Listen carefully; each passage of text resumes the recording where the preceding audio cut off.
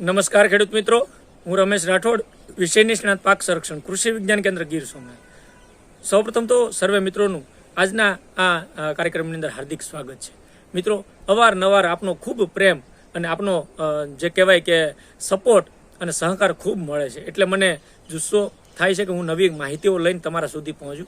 ઘણા બધા મિત્રોના ખૂબ સારી કોમેન્ટો અને ટેલિફોનથી મને એમના જ્યારે સંતોષો વર્ણવી રહ્યા છે કે આવું કર્યું તો આમ ખેતીની અંદર ફાયદો જો, ગયા વર્ષના અનુભવો મગફળી સોયાબીનના હોય, કપાસની અંદર કોઈ વસ્તુ વાપરી હોય, અને શિયાળુ ઋતુની અંદર હવે જ્યારે શરૂઆત થઈ ગઈ છે, પાકના વાવેતર મોટાભાગે થઈ ગયા છે, હવેની જે ટ્રીટમેન્ટો છે ખૂબ અગત્યની હોય. ખાતર હોય, પિયત વ્યવસ્થાપન હોય, નિંદામણ નિયંત્રણ હોય, એની અંદર દવાઓ હોય, વોટર સોલ્યુબલ ખાતરો હોય, આની અવારનવાર સમયસર માહિતી આપવાનો સતત પ્રયત્ન કરું છું. મિત્રો, આપના સાથ અને સહકારની પણ જરૂર છે. ફક્ત હું એકલો અહીંથી માહિતી આપું, જો તમે નહીં કરો તો એનું નુકસાન તમારે છે. કારણ કે મારું કામ એક વાહક તરીકે તમને માહિતી આપવાનું છે, એક ટેકનિકલ માણસ તરીકે એક વધારાની પૂરક સમય કાઢીને જ્યારે માહિતી આપું છું તો આપ સર્વે અપનાવો. થોડા વિસ્તારની અંદર વીઘા 2 વીઘામાં ટ્રાય કરો, તમને સારા પરિણામો મળે તો 10 લોકોને પણ તૈયાર કરો.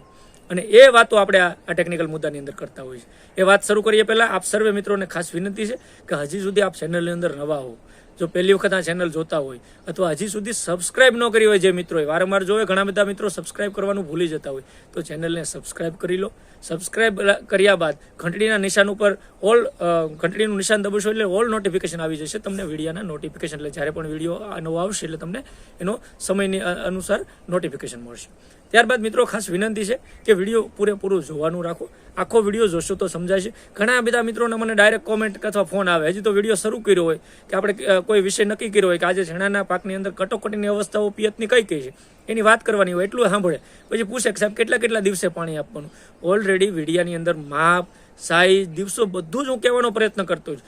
પછી તમને કોઈ પ્રશ્ન હોય તો મિત્રો આપ 100% કોમેન્ટ અથવા પૂછી શકો, પરંતુ પહેલાં પૂરેપૂરી માહિતી સમજવાની કોશિશ કરીએ. 2 વાર જોઈએ, ન સમજાય એમાં કોઈ પૈસા વધારાનો ચાર્જ દેવો પડતો નથી. મિત્રો, આપણે મફતની અંદર જ આ માહિતીઓ જોવાની હોય તો ખાસ વિડીયો આ પૂરેપૂરો જોઈ, તમને ગમે તો એને લાઇક, અંગૂઠાના નિશાન ઉપર ચોક્કસથી લાઇક કરજો. અને ત્યારબાદ આ વિડીયો વધારે લોકો સુધી શેર કરવાનો છે. તમારા જેટલા ગ્રુપો હોય, તમે આજુબાજુના ખેડૂતો હોય, એને બધાને મોકલો, એ પણ માહિતી લેતા થશે. કરવું ન કરવું એના હાથની વાત છે, પરંતુ આપણી ફરજ છે કે એક વસ્તુ, નવી સારી વસ્તુ આપણે જાણવા મળે તો બધાએ 10 લોકોને કહીએ. તો મિત્રો, આપણા પાસે એટલી જ આશા રાખું છું. અને આજનો જે વિષય છે, શિયાળુ ઋતુનો ખૂબ અગત્યનો કઠોળ વર્ગનો પાક છે ચણાનો પાક. ગ્રામ ચીકપી તરીકે આપણે ઓળખીએ છીએ. ઘણા વિસ્તારની અંદર ચણાનું વાવેતર થાય અને ગુજરાતમાં આ વર્ષે એવું કહેવાય સરકારના આંકડા પ્રમાણે કે ખૂબ મોટા વિસ્તારની અંદર વાવેતર થયું છે. અને આજના વિષયની અંદર વાત કરવી છે કે ચણાના પાકમાં પિયતની કટોકટીની અવસ્થાઓ કઈ છે, ક્યારે પિયત આપવું જોઈએ. મિત્રો, કહેવાય છે કે જો આ બધા પાકોની અંદર પિયતનું વ્યવસ્થાન યોગ્ય રીતે ન કરવામાં આવે તો ઘણો બધો ઉત્પાદનની અંદર નુકસાન થવાની શક્યતાઓ વધી જતી હોય છે. ખાસ કરીને પિયત વ્યવસ્થાપન એ આ બધા પાકોની અંદર ખૂબ જ અગત્યનું પરિબળ છે, એટલે એની ઉપર ધ્યાન આપવું ખૂબ જરૂરી છે. જો બિનજરૂરી વધારે પિયત અથવા ખૂબ ઓછા પિયત આપવામાં આવે તો પણ એના ઉત્પાદનની ઉપર આડઅસર ખાસ કરીને મિત્રો થતી હોય.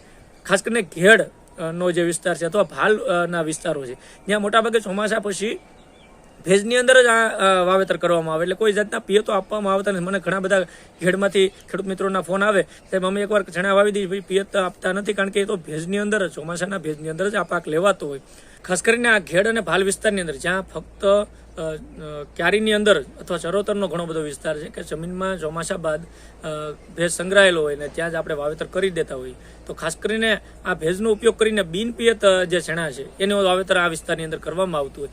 અને જો મિત્રો, ત્યાં પણ મારી ભલામણ છે, જો પાણીની સગવડ આ વર્ષે ચોમાસું સારું હોય તો પાણી તમે જો પિયત એને એ ચણાને પણ આપશો ને તો ઉત્પાદન એના કરતાં પણ વધી જાય છે, જનરલી આવે છે. એટલે એમાં તમને પણ ઉત્પાદનની અંદર ખાસ કરીને મિત્રો ફાયદો થતો હોય તો પિયત આપવાથી એ વિસ્તારોની અંદર પણ ઉત્પાદન વધે છે. આ આપાદરૂપ એક વાત હતી ખાસ કરીને ભાલ, ખેડ અને ચરોતર વિસ્તારની, જ્યાં બિનપિયત ચણા અથવા તો ભેજમાં ચોમાસાના વાવેતર કરવામાં આવે.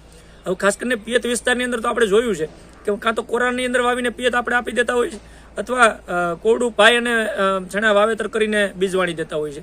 એટલે મિત્રો, અહીંથી આપણે વાત શરૂ કરીએ છીએ કે પિયત, ખાસ કરીને જે પિયત વિસ્તારો છે ત્યાં વરવાણ કરીને પછી ચણાનું વાવેતર કર્યા પછી પહેલું પિયત એને જે બીજવાણી દઈએ છીએ એટલે ખાસ કરીને 3, 4, 5 દિવસની અંદર આપણે બીજું પિયત સતત એની ઉપર આપી દેતા હોય છે અને બીજવાણી દઈએ ત્યાર પછીનો પિયતનો ગાળો ચણાના પાકની અંદર લંબાવવાનો છે. એની અંદર જો આપણે વહેલું અથવા ભૂલ કરીએ છીએ એ એક મોટી સમસ્યા છે. તો અહીંથી પહેલું પાણી આપણે જે ગણીએ છીએ એ બીજવાણ્યું છે, ત્યાંથી આપણે પાણીનું શરૂઆત કરી, એટલે કે 4 થી 5 દિવસમાં પહેલું પાણી એની અંદર બીજવાણનું આપણે ખાસ કરીને મિત્રો આપી દેવાનું છે.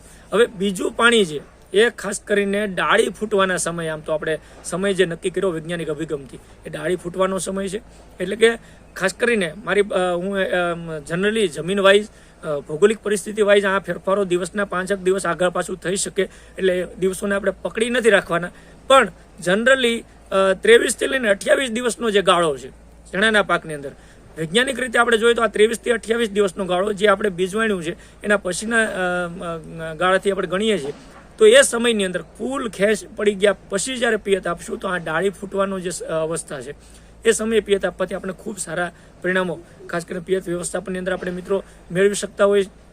ત્રીજું જે ચણાની અંદર પિયત છે એ ખાસ કરીને 45 થી 50 દિવસના આડેગાળે, એટલે આપણે જે મેં કીધું એમ પિયત 30 દિવસે 28 દિવસે આપ્યું છે એના પછીના 12 થી 15 દિવસનો ગાળો, એટલે 45 થી 50 દિવસનો જે સમયગાળો છે એ ખાસ કરીને મિત્રો આપણે એની અંદર ચોક્કસથી ગણી શકીએ. અને એ સમયગાળો મેક્સિમમ ફૂલ બેસવાનો સમયગાળો હોય. 45 દિવસે ફૂલ અવસ્થા ખૂબ ચણાની અંદર સારી રીતે આવી ગઈ હોય તો એ અવસ્થાએ આપણે પિયત આપવાનું છે. તો એ પિયત આપણું ખાસ કરીને ત્રીજું પિયત અને અગત્યનું પિયત ગણાય છે. આ ક્રિટિકલ સ્ટેજની વાત કરું છું. અને ચોથું જે પિયત છે, આમ તો આ છેલ્લું પિયત ગણાય ચણાની પાકની અંદર. 4 પિયત જે આપણા ખાસ કરીને પિયત ચણા છે એ મોટાભાગની જમીનોમાં પાકી જતા હોય, અને એ પિયત છે એ 65 થી 70 દિવસ.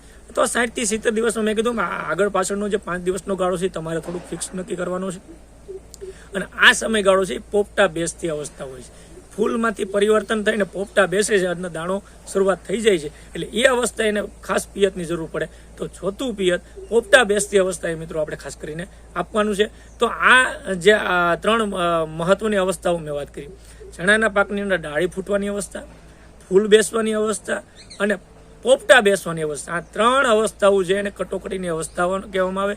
ક્રિટિકલ સ્ટેજ એના ઇરિગેશનના કહેવામાં આવે. એટલે આ કટોકટીની અવસ્થાએ મિત્રો ખાસ એને પિયત મળવું જોઈએ. અને કટોકટીની અવસ્થાએ જો પિયતમાં આગુ પાછું થાય તો એની સીધી ઉત્પાદન ઉપર, ગુણવત્તા ઉપર પણ મોટી અસર પડતી હોય. તો આ 3 અવસ્થાઓનો ખાસ કરીને મિત્રો આપણે ખ્યાલ રાખશું.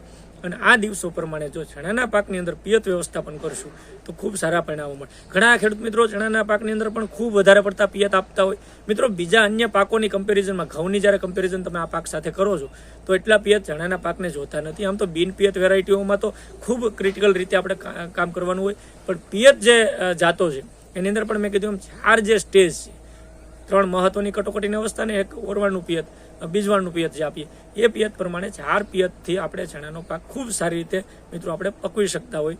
આનાથી પાણીની બચત થશે અને ખાસ કરીને વધારે પડતું જમીનમાં પાણી જવાથી ઘણી વખત ક્ષારના પ્રશ્નો કે બીજા જે સમસ્યાઓ થાય એ સમસ્યાઓ પણ આપણે ખાસ કરીને આપણે મિત્રો હલ કરી શકશું. આમ ખૂબ જ ટૂંકા ગાળે ખાસ કરીને પિયત આપવાની જે છોડની જે વાનસ્પતિક વૃદ્ધિ ઘણી વખત વધી જાય. પેલું પિયતનું મેં જે કીધું હતું બીજા પિયતનું એની ગાળાની અંદર એક પિયત વધારે આપી દઈએ તો વાનસ્પતિક વૃદ્ધિ જ વધે. એની અંદર ફળ બેસવાની જે પ્રક્રિયા છે, પોપટા બેસવાની જે પ્રક્રિયા છે એ પણ વિક્ષેપ પડે, એટલે ઉત્પાદન સરવાળે ઘટે. વધારે પિયત આપવાથી ઉત્પાદન આપણે વધારી શકતા નથી. ઘણી વખત પોપટા મોડા આવે, તમે પિયતનો ગાળો જ્યારે ટૂંકાવતા હોય તો આ સરવાળે ઉત્પાદન ઘટાડવામાં મહત્વનો કારણભૂત ભજે. તો મિત્રો ખાસ મારી વિનંતી છે કે આ ચણાના પાકની અંદર જે કટોકટીની પિયતની જે અવસ્થાઓ છે એને ખાસ ખ્યાલ રાખીએ અને આ પ્રમાણેના પિયત જો રેગ્યુલર આપણે આપશું તો ખૂબ સારો પાક લઈ શકશું. મિત્રો આજના વિડીયોની અંદર એટલું જ.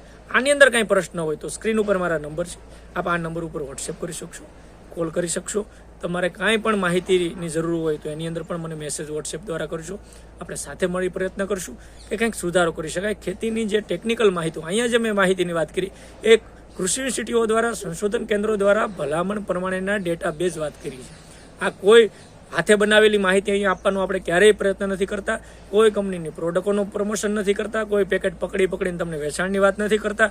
અને એવા લોકો જે પણ કરતા હોય એનું માહિતી જ્યારથી જોવાનું બંધ કરશો ત્યારથી તમે સુખી થવાનું શરૂઆત, તમારું પહેલું પગથિયું શરૂ થશે.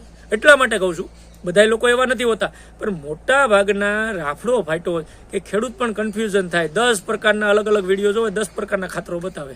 હવે એને ક્યું નાખવું, ક્યું વાપરવું પિયતની કટોકટીની અવસ્થાની વાત હોય, ખાતર દવાઓ, તો મિત્રો ખાસ નક્કી કરી લેજો કે તમને એવું લાગે કે તટસ્થપણે એક ચોક્કસથી વૈજ્ઞાનિક અભિગમ સાથેની માહિતી મળે છે અને આની અંદર તો ફક્ત સહકારી સંસ્થાઓ, યુનિવર્સિટીઓ એના જ વાતો થાય કે જે સંશોધનો વર્ષો સુધી વૈજ્ઞાનિકોએ કર્યા છે એની ભલામણોની વાત થાય, એ માહિતી જોવાનું શરૂ કરી દેજો. ખેતીમાં 100% વિકાસ થશે, તમારા પૈસા બચશે અને તમને પણ એવો એક આત્મસંતોષ 6 મહિના, વર્ષ, દિવસ પછી થશે કે નહીં, આ માહિતીનો ઉપયોગ કરીને આવતા દિવસોમાં ખેતીને આપણે 100% સમૃદ્ધ કરી શકશું. તો ચાલો સાથે મળી મિત્રો પ્રયત્ન કરીએ અને ખેતીને સમૃદ્ધિ તરફ લઈ જઈએ. બસ આજના વિડીયોની અંદર એટલું જ. ફરી પાછા નવા ટેકનિકલ વિષય સાથે, નવી ટેકનિકલ માહિતી સાથે મળશું. ત્યાં સુધી મને રજા આપશો. આપ સર્વે મિત્રોનો આ વિડીયો પૂરેપૂરો જોવા બદલ ખૂબ ખૂબ આભાર. ધન્યવાદ.